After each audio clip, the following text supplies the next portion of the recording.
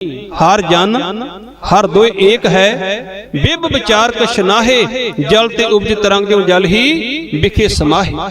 जिवें जल विचों पैदा हुई लहरां पानी दे बहाव दे रुकण करके चंद समय बाद पानी विच मिल जांदियां ने, बस इसे तरीके दे नाल वो भी जल दा रूप ही हो जांदा। वो खालसा मेरा ही रूप हो गया। जिन्ना चिर ਉਹਦੇ अंदर मैं ममता सी उन्ना चिर वो खालसा नहीं हो सकिया।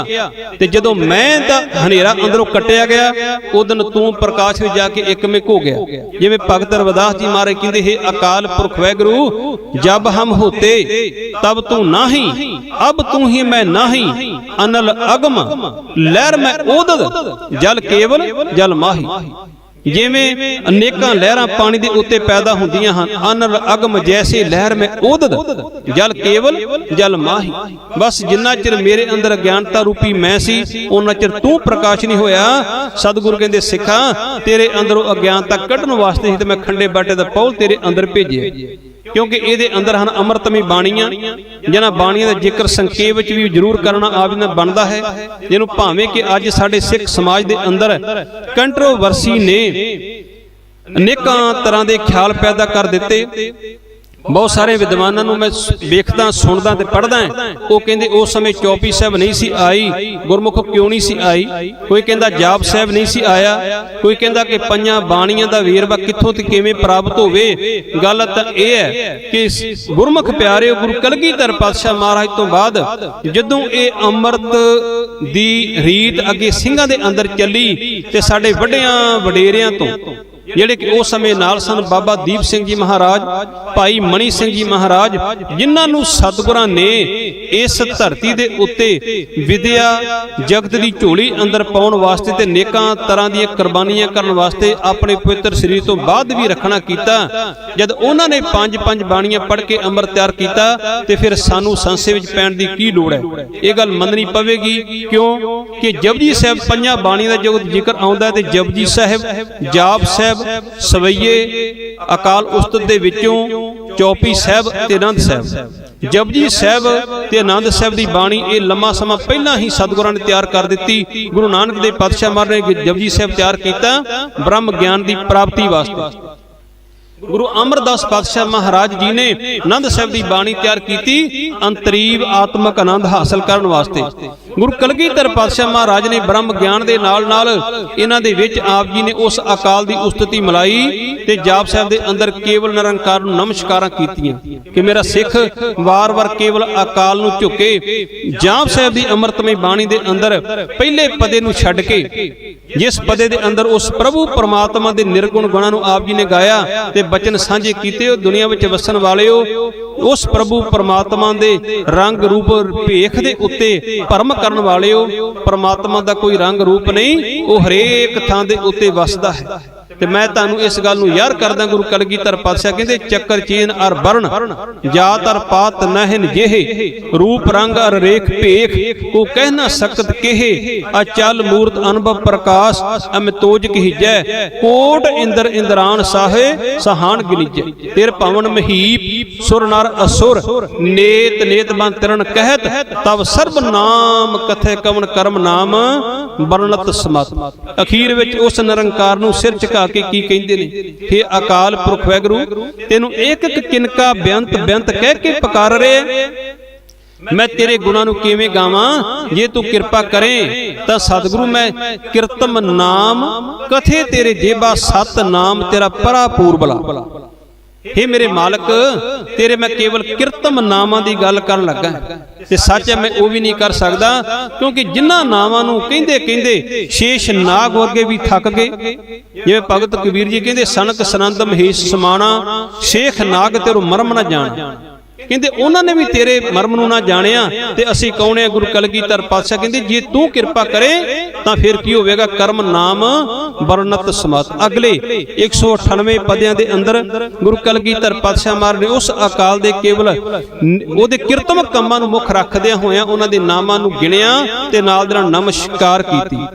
उस अकाल दे नाल जुड़न वास्ते जाप साहब की अमृतमय बाणी सवैये बख्शिश कीते आप जी ने भरमां दा नाश करन वास्ते, ते चौपी साहब की अमृतमय बाणी आप जी ने बख्शिश कीती अपने अंतरीव दुश्मनां तो ਤੇ ਬਾਹਰੀ ਦੁਸ਼ਮਣਾਂ ਤੋਂ ਬਚਾਅ ਵਾਸਤੇ। ਹਮਰੀ ਕਰੋ ਹੱਥ ਦੇ ਰੱਛਾ, ਪੂਰਨ ਹੋਏ ਚਿੱਤ ਕੀ ਇੱਛਾ, ਤਬ ਚਰਨਨ ਮਨ ਰਹੇ ਹਮਾਰਾ, ਆਪਣਾ ਜਾਨ ਕਰੋ ਪ੍ਰਤਪਾਰਾ। ਬੇਨਤੀਆਂ ਹੀ ਬੇਨਤੀਆਂ ਜਿਹੜੇ ਇਹ ਸੰਸਥਾ ਕਰਦੇ ਨੇ ਵੀ ਚੌਪੀ ਸਾਹਿਬ ਦੀ ਬਾਣੀ ਉਸ ਸਮੇਂ ਤਿਆਰ ਨਹੀਂ ਸੀ ਹੋਈ। ਗੁਰਮੁਖੋ ਸਤਿਗੁਰੂ ਆਪ ਚੌਪੀ ਸਾਹਿਬ ਦੀ ਬਾਣੀ ਦੇ ਅੰਦਰ 25 ਪਦਿਆਂ ਤੋਂ ਅੱਗੇ ਪੜ੍ਹ ਕੇ ਵੇਖੋ। ਅਸੀਂ ਤਾਂ ਕੇਵਲ ਰੁਕ ਗਏ ਉੱਥੇ। ਖੜਗ ਕੇਤ ਮੈਂ ਸਰਣ ਤਿਹਾਰੀ, ਆਪ ਹੱਥ ਦੇ ਲਿਹੋ ਉਭਾਰੀ, ਸਰਬ ਠੌਰ ਮੋਹ ਸਹਾਈ, ਦੁਸ਼ਟ ਦੋਖ ਤੇ ਲਿਹੋ ਬਚਾਈ। ਅੱਗੋਂ ਪੜੋ। ਕਿਰਪਾ ਕਰੀ ਹਮ ਪਰ ਜਗ ਮਾਤਾ, ਗ੍ਰੰਥ ਕਰਾ ਪੂਰਨ ਸੁਭਰਾਤਾ, ਕਿਲਬਕ ਸਗਲ ਦੇਵ ਕੋ ਹਰਤਾ, ਦੁਸ਼ਟ ਦੋਖਣ ਕੋ ਸਹਿ ਕਰਤਾ। ਸਿਰਿ ਤੁਜਾ ਭੈ ਦਿਆਲਾ, ਪੂਰਨ ਕਰਾ ਗ੍ਰੰਥਤ ਕਾਲਾ, ਮਨ ਬਾਂਛਤ ਫਲ ਪਾਵੇ ਸੋਈ, ਦੁਖ ਨ ਤਿਸੇ ਵਿਆਪਤ ਕੋਈ। ਅੱਗੇ ਸਤਿਗੁਰਾਂ ਅੜਿੱਲ ਦੀ ਦਾਤ ਬਖਸ਼ਿਸ਼ ਕੀਤੀ ਤੇ ਫਿਰ ਅੱਗੇ ਜਦੋਂ ਫਿਰ ਚੌਪੀ ਆਰੰਭ ਕੀਤੀ, ਸਤਿਗੁਰੂ ਕਹਿੰਦੇ ਸੰਮਤ 70 ਸੈਸ ਭਣੀਜੈ, ਅਰਧ ਸੈਸ ਪੁਨ ਤੀਨ ਕੀਜੈ, ਭਾਦਰਵ ਸੁਦੀ ਅਸ਼ਟਮੀ ਰਾ ਵਾਰਾ, ਤੀਰ ਸਤਦਰਵ ਗ੍ਰੰਥ ਸੁਧਾਰਾ। ਹੁਣ ਇਹਨਾਂ ਬਚਨਾਂ ਦਾ ਜੇਕਰ ਮੈਂ ਸੰਖੇਪ ਜਿਹਾ ਹਾਲ ਆਪ ਦੇ ਸਾਹਮਣੇ ਰੱਖਾਂ, ਸਤਿਗੁਰੂ ਕਹਿੰਦੇ ਸੰਮਤ 70 ਸੈਸ ਭਣੀਜੈ ਕਿ 1700 ਦੇ ਨਾਲ ਅਰਧ ਭਾਵ ਅੱਧਾ ਭਾਵ 17.5 1750। ਉਸ ਤੋਂ ਬਾਅਦ ਸਤਿਗੁਰੂ ਕਹਿੰਦੇ ਸੰਮਤ 70 ਸੈਸ ਭਣੀਜੇ, ਅਰਧ ਸੈਸ ਪੁਨ ਤੀਨ ਕੀਜੈ, ਭਾਵ 3 ਅਰਧ ਤੋਂ ਬਾਅਦ ਫਿਰ 3 ਉੱਤੇ ਹੋਰ ਜੋੜ ਲਓ, ਭਾਵ 1753। ਅਰਧ ਸੈਸ ਪੁਨ ਤੀਨ ਕੀਜੈ, ਭਾਦਰਵ ਸੁਦੀ ਅਸ਼ਟਮੀ ਰਵਾਰਾ, ਭਾਦਰਵ ਸੁਦੀ ਤੇ ਐਤਵਾਰ ਵਾਲੇ ਦਿਨ, ਭਾਦਰਵ ਸੁਦੀ ਅਸ਼ਟਮੀ ਰਵਾਰਾ ਕਹਿੰਦੇ ਉਸ ਦਿਨ ਭਾਦਰੋਂ ਦੀ ਅਸ਼ਟਮੀ ਤੇ ਐਤਵਾਰ ਦਾ ਦਿਨ ਸੀ। ਸਤਲੁਜ ਦੇ ਦਰਿਆ ਦੇ ਕਿਨਾਰੇ ਬੈਠ ਕੇ ਮੈਂ ਇਸ ਅੰਮ੍ਰਿਤਮਈ ਬਾਣੀ ਦੀ ਸੰਪੂਰਨਤਾ ਕੀਤੀ। ਤੇ ਹੁਣ ਇਧਰ ਸਤਿਗੁਰੂ ਜੀ ਨੇ ਜੇ ਇਹ ਚੋਜ ਵਰਤਾਏ ਇਹ 1756 ਬਿਕਰਮੀ ਦੇ ਅੰਦਰ ਭਾਵ 1699 ਈਸਵੀ ਦੇ ਅੰਦਰ 3 ਸਾਲ ਬਾਅਦ ਸਤਿਗੁਰੂ ਅਮਰ ਦੀ ਦਾਤ ਪ੍ਰਦਾਨ ਕਰ ਰਹੇ ਹਨ। ਤੇ ਚੌਪੀ ਸਾਹਿਬ ਬਾਣੀ ਕਿਉਂ ਨਹੀਂ ਸੀ ਬਣੀ? ਪੰਜਵੀਂ ਬਾਣੀ ਆਨੰਦ ਸਾਹਿਬ ਦੀ ਆਨੰਦ ਹਾਸਲ ਕਰਨ ਵਾਸਤੇ ਗੁਰਮੁਖੋ ਪੰਜਾਂ ਬਾਣੀਆਂ ਦਾ ਜਾਪ ਸਾਡੇ ਵੱਡੇ ਵਡੇਰੇ ਅੰਮ੍ਰਿਤ ਦਾ ਬਾਟਾ ਤਿਆਰ ਕਰਦੇ ਹੋਏ ਕਰਦੇ ਆ ਰਹੇ ਹਨ, ਅੱਜ ਵੀ ਹੋ ਰਿਹਾ ਹੈ। ਔਰ ਉਸ ਤੋਂ ਬਾਅਦ ਸਤਿਗੁਰਾਂ ਨੇ ਆਪਣੇ ਸਿੱਖਾਂ ਦੀ ਝੋਲੀ ਦੇ ਅੰਦਰ ਮੂਲ ਮੰਤਰ ਇੱਕ ਓੰਕਾਰ ਤੋਂ ਲੈ ਕੇ ਨਾਨਕ ਹੋਸੀ ਵੀ ਸੱਚ ਤੱਕ ਪਾਇਆ। ਗੁਰ ਮੰਤਰ ਸ਼ਬਦ ਦੇ ਨਾਲ ਆਪ ਜੀ ਨੇ ਜੋੜਿਆ। ਗੁਰ ਮੰਤਰ ਹੈ ਵਾਹਿਗੁਰੂ। ਗਰੀਬ ਨਵਾਜ ਨੇ ਮੈਂ ਇਸ ਕਰਕੇ ਇਹ ਬੇਨਤੀਆਂ ਕਰ ਰਿਹਾ ਕਿ ਅੱਜ ਮੂਲ ਮੰਤਰ ਦੇ ਅੰਦਰ ਵੀ ਕੰਟਰੋਵਰਸੀ, ਕੋਈ ਕਹਿੰਦਾ ਗੁਰ ਪ੍ਰਸਾਦ ਤੱਕ ਤੇ ਕੋਈ ਕਹਿੰਦਾ ਨਾਨਕ ਹੋਸੀ ਵੀ ਸੱਚ ਤੱਕ। ਪਰ ਗੁਰਮੁਖੋ ਮੂਲ ਮੰਤਰ ਦੇ ਕਿਤੇ ਉਸ ਆਕਾਰ ਨੂੰ ਧਿਆਨ ਨਾਲ ਵੇਖੋ ਤੇ ਜਿੱਥੇ ਆਪਾਂ ਗੁਰ ਪ੍ਰਸਾਦ ਉੱਤੇ ਜਾ ਕੇ ਰੁਕ ਜਾਂਦੇ ਉੱਥੇ ਸਤਿਗੁਰੂ ਨੇ ਕੋਈ ਹਿੰਸਾ ਨਹੀਂ ਪਾਇਆ, 1 2 3 4 ਆਦ ਨਹੀਂ ਪਾਇਆ। ਨਾਨਕ ਹੋਸੀ ਵੀ ਸੱਚ ਦੇ ਜਾ ਕੇ ਇੱਕ ਆਪ ਜੀ ਨੇ ਲਿਖਿਆ ਹੈ। ਇਹਦਾ ਮਤਲਬ ਕਿ ਸਤਿਗੁਰਾਂ ਨੇ ਪਦਾ ਇੱਥੇ ਪੂਰਾ ਕੀਤਾ। ਇਸ ਕਰਕੇ ਪੂਰਨ ਮੂਲ ਮੰਤਰ ਨਾਨਕ ਹੋਸੀ ਵੀ ਸੱਚ ਤੱਕ ਤੇ ਵਾਹਿਗੁਰੂ ਮੰਤਰ ਦੀ ਸਤਿਗੁਰਾਂ ਨੇ ਤਕੀਦ ਆਪਣੇ ਸਿੱਖਾਂ ਨੂੰ ਕੀਤੀ। ਸਿੱਖੋ ਸਦਾ ਇਸ ਮੂਲ ਮੰਤਰ ਦੇ ਗੁਰ ਮੰਤਰ ਦੇ ਨਾਲ ਤੁਸੀਂ ਜੁੜੇ ਰਹਿਣਾ ਹੈ, ਕਿਉਂਕਿ ਇਹ ਮੰਤਰ ਸਭ ਤੋਂ ਉੱਤਮ ਮੰਤਰ ਹਨ ਬਾਣੀ। ਕਿਉਂਕਿ ਜੋ ਦੂਸਰੀ ਇਸ ਪਵਿੱਤਰ ਪਦੇ ਦੀ ਪੰਕਤੀ ਨੇ ਗੁਰ ਬਾਣੀ ਕਹੇ, ਕਈ ਵਾਰੀ ਆਪਾਂ ਕਾਲੀ ਕਾਲੀ ਗੁਰਬਾਣੀ ਸ਼ਬਦ ਇਕੱਠਾ ਪੜ੍ਹ ਦਿੰਨੇ ਆ, ਪਰ ਸੱਚ ਹੈ ਗੁਰ ਸ਼ਬਦ ਨੂੰ ਧਿਆਨ ਨਾਲ ਵੇਖੋ, ਗੱਗੇ ਨੂੰ ਵੀ ਔਂਕੜ ਤੇ ਰਾਰੇ ਨੂੰ ਵੀ ਔਂਕੜਿਆ। ਇਹਦਾ ਅਰਥ ਹੈ ਕਿ ਸਤਿਗੁਰੂ ਜੋ ਬਾਣੀ ਕਹਿੰਦੇ ਨੇ ਗੁਰ ਰੁਕਾਂਗੇ, ਬਾਣੀ ਕਹੇ ਜੋ ਸਤਿਗੁਰੂ ਬਾਣੀ ਕਹਿੰਦੇ ਨੇ ਉਹਨੂੰ ਸਿੱਖ ਸਤ ਕਰਕੇ ਪ੍ਰਵਾਨ ਕਰ ਲਵੇ। ਪ੍ਰਤੱਖ ਗੁਰੂ ਨਿਸਤਾਰੇ ਸਤਿਗੁਰੂ ਪੂਰਨ ਤੌਰ ਤੇ ਨਿਸਤਾਰਾ ਕਰ ਦੇਣਗੇ। ਗਰੀਬ ਨਵਾਜ ਨੇ ਧੰਨ ਗੁਰੂ ਅਮਰਦਾਸ ਪਾਤਸ਼ਾਹ ਮਹਾਰਾਜ ਜੀ ਨੇ ਜਦੋਂ ਸਿੱਖਾਂ ਨੂੰ ਬਾਣੀ ਨਾਲ ਜੋੜਿਆ, ਕਿਉਂਕਿ ਮੈਂ ਬੇਨਤੀ ਸਾਂਝੀ ਕਰ ਰਿਹਾ, ਜੋਤ ਇੱਕ ਹੀ ਹੈ, ਜੋਤ ਉਹਾਂ ਜੁਗਤ ਸਾਹੇ ਸਹਿ ਕਾਇਆ ਫੇਰ ਪਲਟੀਏ। ਭਾਵੇਂ ਅੱਗੇ ਜਾ ਕੇ ਖੰਡੇ ਬਾਟੇ ਦੀ ਪੌਲ ਪ੍ਰਦਾਨ ਕੀਤੀ, ਉਹਦਾ ਚਰਨ ਪੌਲ ਸੀ, ਪਰ ਸਭਨਾਂ ਨੇ ਉਸ ਅੰਮ੍ਰਿਤਮਈ ਬਾਣੀ ਦੇ ਨਾਲ ਜੋੜਿਆ। ਗੁਰੂ ਅਮਰਦਾਸ ਪਾਤਸ਼ਾਹ ਮਹਾਰਾਜ ਨੇ ਸਿੱਖਾਂ ਨੂੰ ਕਿਹਾ, ਸਿੱਖੋ ਵਾਹੋ ਵਾਹੋ ਬਾਣੀ ਨਿਰੰਕਾਰ ਹੈ, ਤਿਸ ਜੀਵੜ ਅਵਰ ਨ ਕੋਏ, ਵਾਹ ਵਾਹ ਅਗਮ ਅਥਾ ਹੈ, ਵਾਹ ਵਾਹ ਸੱਚਾ ਸੋਏ। ਜੇ ਸਿੱਖਾਂ ਨੂੰ ਕਿਤੇ ਆਪ ਜੀ ਨੇ ਕੁਝ ਪੜ੍ਹਨ ਵਾਸਤੇ ਜਾਂ ਸੁਣਨ ਵਾਸਤੇ ਆਗਿਆ ਕੀਤੀ ਤੇ ਬੜੇ ਪਿਆਰ ਵਿੱਚ ਆ ਕੇ ਇਹ ਬਚਨ ਸਾਂਝੇ ਕੀਤੇ। ਆਵੋ ਸਿੱਖ ਸਤਿਗੁਰੂ ਕੇ ਪਿਆਰਿਓ, ਗਾਵੋ ਸੱਚੀ ਬਾਣੀ, ਬਾਣੀ ਤਾਂ ਗਾਵੋ ਗੁਰੂ ਕੇਰੀ, ਬਾਣੀਆਂ ਸਿਰ ਬਾਣੀ, ਜਿਨ ਕੋ ਨਦਰ ਕਰਮ ਹੋਵੈ, ਹਿਰਦੇ ਤਿਨਾ ਸਮਾਣੀ, ਪੀਵੋ ਅੰਮ੍ਰਿਤ ਸਦਾ ਰਹੋ ਹਰ ਰੰਗ, ਜਪਿਓ ਸਾਰੰਗ ਪਾਣੀ, ਕਹੇ ਨਾਨਕ ਸਦਾ ਗਾਵੋ ਇਹ ਸੱਚੀ ਬਾਣੀ। ਗੁਰਮੁਖੋ ਇਸ ਗਰੀਬ ਨਵਾਜ ਨੇ ਸਿੱਖਾਂ ਨੂੰ ਕੇਵਲ ਬਾਣੀ ਦੇ ਨਾਲ ਜੋੜਿਆ, ਕਿਉਂਕਿ ਸਤਿਗੁਰੂ ਉਦੋਂ ਵੀ ਸਰੀਰ ਹੋ ਕੇ ਵੀ ਸੱਚ ਹੈ ਕਿ ਸਰੀਰ ਨਹੀਂ ਸਨ। ਭਾਵੇਂ 239 ਸਾਲ ਆਪ ਜੀ ਨੇ ਸਰੀਰ ਕਾਲ ਦੇ ਅੰਦਰ ਗੁਜ਼ਾਰੇ, पर सतगुरु शरीर हुंदियां होइयां भी शब्द रूप ही रहे, क्योंकि जिस शब्द नूं कोई लेप छेप नहीं, जिस शब्द नूं कोई दुख दर्द नहीं, जिस शब्द दे उत्ते माया अपना असर नहीं कर सकती, क्योंकि माया भी शब्द दे विचों प्रगट होई, उस शब्द धुन सतगुरु नूं उस निर्गुण रूप नूं इस माया ने की कहना सी। इस करके आप जी ने अपने चरणों दे नाल नहीं बल्कि सिखां नूं अमृतमई बाणी दे नाल जोड़िया। पता सी कि अज इस 1699 तो बाद लगभग आउण वाले कोई 9 सालां दे अंदर अंदर असीं सरीरक खेड नूं संकोच जाना है ते अपने सिखां नूं केवल तां केवल मैं गुरबाणी दे ही लड़ ला के जाना। इस करके पहले पवित्र शरीर तो लैके 10वें पवित्र शरीर तक आप जी ने सारियां संगतां नूं उस अमृतमई बाणी दे लड़ लाया, क्योंकि बाणी अमृत है। मैं पहला भी बेनती कर चुका आप जी दे नाल कि नौनिध अमृत प्रभ का नाम देही मैं इसका विश्राम। इस अमृतमई पवित्र नाम दा विश्राम है किथे? इस शरीर दे अंदर। इस शरीर अंदर वसन वाले अमृत ने प्रगट कदों होना? जदों बाहरला अमृत इहदे अंदर चलिया जावेगा। ते सतगुरां दे पवित्र बचन ही अमृत हन। ये नहीं कह सकते कि अमृत किते सतगुरां ने किते होर किते सतवें पताल जां आकाश विचों लैके प्रगट कीता। जे गुरु कलगीधर पातशाह महाराज जी ने खंडा चलाया बाटे विच जल पाके ते नाल दे नाल अपने अमृतमय बचनां दा आप जी ने जाप कीता। पर गल ते किते समझ विच आउण दी है कि की गल साडी समझ विच पैंदी है। सतगुरां ने अमृतमय बाणी दे नाल जदों खंडे नूं आप जी ने चलाया, उस अमृत दे विच आप जी दे पवित्र हिरदे विचों आई हुई अमृतमय बाणी पवित्र रसना दे राही पवित्र नेत्रां दे राही जदों उस जल दे उत्ते ओदा अक्ष पिया ते ओ पानी भी अमृत रूप हो गया, अमृत रूप हो गया। फिर मैं इत्थे एक होर बेनती आप जी दे नाल इस दीवान दे अखीर विच सांझी करदा जावां कि गुरमुख प्यारिओ, साडे 5 प्यारिਆਂ ਦੇ ਨਾਵਾਂ ਦੇ ਵਿੱਚ ਅਕਸਰ ਕਈ ਵਾਰੀ ਆਪਾਂ ਨੂੰ ਸੁਣਨ ਨੂੰ ਮਿਲਦਾ ਹੈ ਕਿ ਜਿਹੜੇ ਨਾਮ ਤਰਕੀਬ ਦੇ ਵਿੱਚ ਮੈਂ ਆਰੰਭ ਦੇ ਵਿੱਚ ਆਪ ਜੀ ਨਾਲ ਸਾਂਝੇ ਕੀਤੇ, ਭਾਈ ਦਇਆ ਸਿੰਘ ਜੀ, ਭਾਈ ਧਰਮ ਸਿੰਘ ਜੀ, ਭਾਈ ਹਿੰਮਤ ਸਿੰਘ ਜੀ, ਭਾਈ ਮੋਹਕਮ ਸਿੰਘ ਜੀ ਤੇ ਫਿਰ ਭਾਈ ਸਾਹਿਬ ਸਿੰਘ ਜੀ। ਜ਼ਿਆਦਾਤਰ ਵਿਦਵਾਨਾਂ ਦੀ ਰਾਏ ਦੇ ਅਨੁਸਾਰ ਆਪਾਂ ਨੂੰ ਇੱਥੇ ਨਾਮ ਕੁਝ ਤਬਦੀਲ ਹੋਏ ਮਿਲਦੇ ਨੇ। ਤੀਸਰਾ ਨਾਮ ਮਿਲਦਾ ਮੋਹਕਮ ਸਿੰਘ ਦਾ, ਚੌਥਾ ਭਾਈ ਸਾਹਿਬ ਸਿੰਘ ਦਾ ਤੇ ਪੰਜਵਾਂ ਭਾਈ ਹਿੰਮਤ ਸਿੰਘ ਦਾ। कई बारी तीसरा मोहकम सिंह दा, चौथा भाई हिम्मत सिंह दा ते पंजवां जाके मिलदा भाई साहब सिंह दा। गुरमुख मैं इत्थे एक बेनती आप जी नाल सांझी करदा जावांगा कि जिवें अकाल पुरख वैगुरू जी ने 5 तत्तां तो ये शरीर तैयार कीता, मैं विचकार जे एक बचन आप जी नाल सांझा कीता सी कि 5 तत्त लै काया कीनी तिसमै राम रतन लै चीनी। 5 तत्तां तो निरंकार ने काया बनाई, जिहदे अंदर धरती, इसे ही शरीर दे अंदर फिर आप जी ने पानी, हवा, अग ते आकाश 5 तत्तां तो जिवें अपार ब्रह्म परमेश्वर ने 5 तत्त भी अपने आप तो ही पैदा कीते, कोई तत्त बाहरों नहीं आए। थोड़ा जिहा संकेप दे विच आपां इहनूं समझांगे और थोड़ा अपनी सुरतां नूं टकाईए, क्योंकि सतगुरु कहंदे हे पार ब्रह्म परमेश्वर इस संसार दी उत्पत्ति भी तूं अपने आप दे विचों कीती। किवें? आपीने आप साजियो, आपीने रचियो नाओ, दुई कुदरत साजिए कर आसन डिठो चाओ, दाता करता आप तू तुस देवै करे पसाओ, तू जा नोई सब सै दे लैसे जिंद कवाओ, कर आसन डिठो चाओ।